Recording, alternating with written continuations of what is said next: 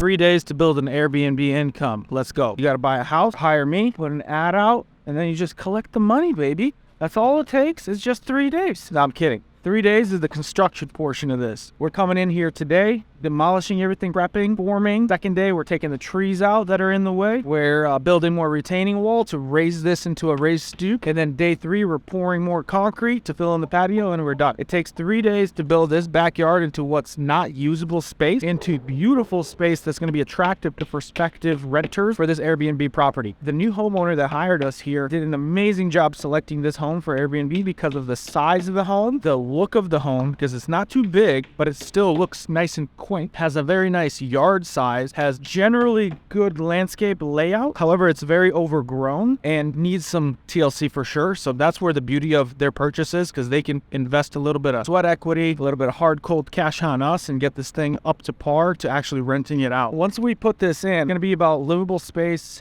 and usable space for a good, comfortable 8-person party. Like comfortably, you could probably fit 20 people back here. We originally started this property build with them calling me probably a good month ago. We went back and forth with what they wanted. They decided to opt for a 3D design, which I highly recommended for this specific project. We designed a 3D design within 3 days. The original design called for about a $36,000 project. They scaled it back because most Airbnbs, you don't want to invest too much money, because again, you're not living in it. A lot of people are using and abusing it. So we scaled it back down, eventually settled at about $16,000 for this project.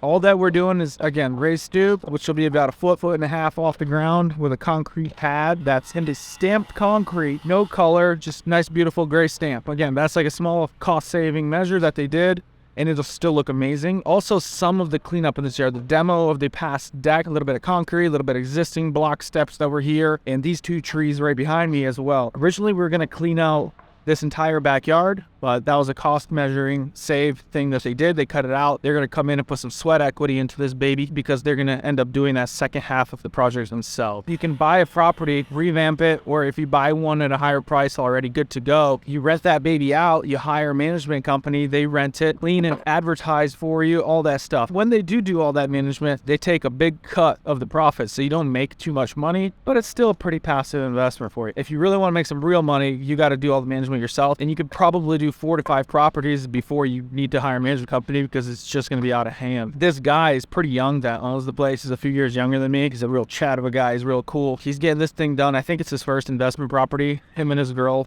They're really cool people. They're going to really enjoy this property. It's going to be a great investment for them. Probably a good 20 minutes from downtown Charlotte, maybe 10 minutes tops from Charlotte University here, UNCC. It's a great property for a lot of people, and many people enjoy. So stay tuned. Check out the rest of this thing and see how it's built.